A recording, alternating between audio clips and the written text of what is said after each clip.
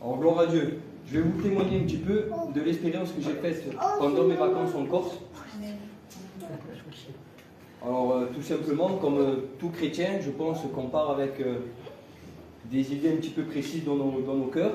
Avant tout, on part en vacances aussi. Puis on hésitait avec ma compagne. Le coût des finances, puis où on va aller. Vous savez, quand on a des enfants, on réfléchit un petit peu, faire plaisir à l'un à l'autre. Et puis on était vraiment indécis quasiment jusqu'au dernier moment. Et puis au dernier moment, je parlais avec ma compagne, je lui ai dit écoute, ça fait un petit moment qu'on n'a pas été voir ma famille en Corse. C'est quand même des bonnes vacances, c'est quand même un privilège pour certains. Je lui ai dit pourquoi pas repartir là-bas. Donc on est parti tout simplement en vacances, voir la famille. Tout s'est bien passé. Puis quand on était sur l'autoroute, ça a commencé un petit peu comme ça. On est parti sur Toulon, on a pris le bateau sur Toulon. Et puis la veille, on a prié, comme beaucoup de chrétiens. On présente des soirées, des matinées au Seigneur. Et puis mon fils, ce qui est rare et bizarre, qui n'est pas chrétien, mais il connaît un petit peu les choses de Dieu, commençait à nous raconter un rêve. Gloire à Dieu, merci. Enlève les écoutes.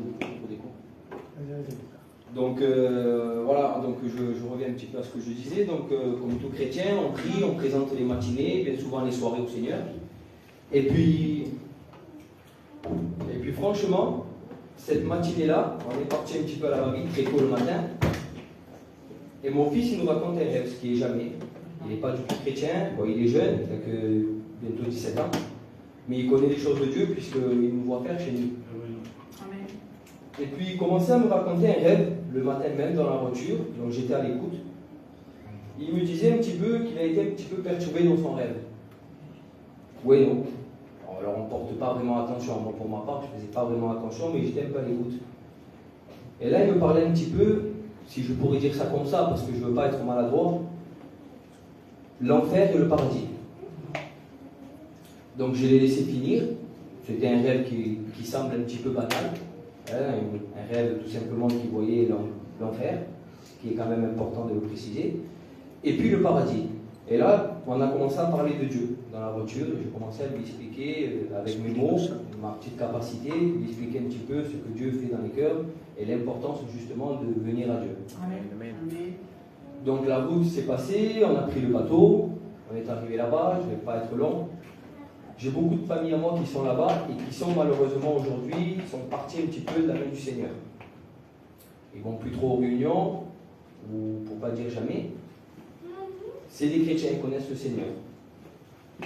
Donc moi, dans mon but avec ma compagne, on est parti en vacances, certes, mais je disais ça à ma compagne, c'est ma famille, ça me fait de la peine de les voir et qui ne vont plus aux réunions, qui négligent un petit peu les choses de Dieu.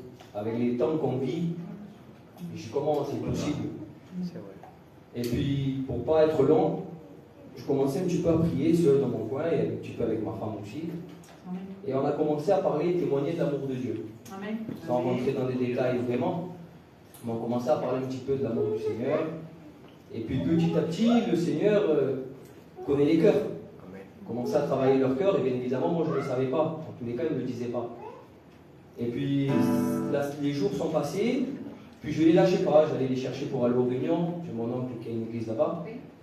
Et donc je les appelais, j'allais les chercher, puis je les appelais, puis voilà, ça a fait, on est resté quasiment 10 jours, on est resté. Et pendant 10 jours, en vérité, on a été bénis. Parce qu'il n'y avait pas un soir où on ne parlait pas de l'amour de Dieu, où on chantait pas des cantiques, où on ne priait pas. Et puis en fait, mon témoignage, c'est juste pour vous dire qu'il est important pour le chrétien, pour quelqu'un qui a rencontré le Seigneur, de témoigner de l'amour de Dieu. Amen. De leur dire que Dieu est toujours vivant, qu'il est toujours présent. Alléluia. Parce que c'est ce que j'ai fait. J'ai aucune capacité d'aller plus loin. Je disais tout simplement que Dieu les aime. Amen. Amen. Et puis, les 10 jours sont passés. Je n'ai pas vu vraiment le fruit sur le moment présent, moi pour ma part. Mais quand je suis arrivé ici, et comme vous le savez, peu de temps après, le Seigneur a permis que je sois élevé pour être un étudiant. Amen. Et je pense que Dieu ne fait rien au hasard. Dieu connaît toutes choses en fait. Amen. Mais en fait, la veille qu'on vienne me voir pour me dire, mes anciens sont venus me voir pour m'annoncer cela, je reçois un SMS. Et c'était justement ma famille d'Ajaccio. Parce que j'ai mon cousin qui est chrétien, mais sa femme, pas du tout. Elle était peut-être pas rebelle, mais elle n'était pas pour les choses de Dieu.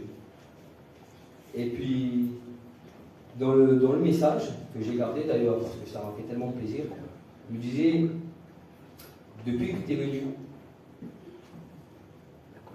et depuis que tu es parti, parce que ça faisait quelques jours que j'étais déjà là, peut-être 15 ou 20 jours,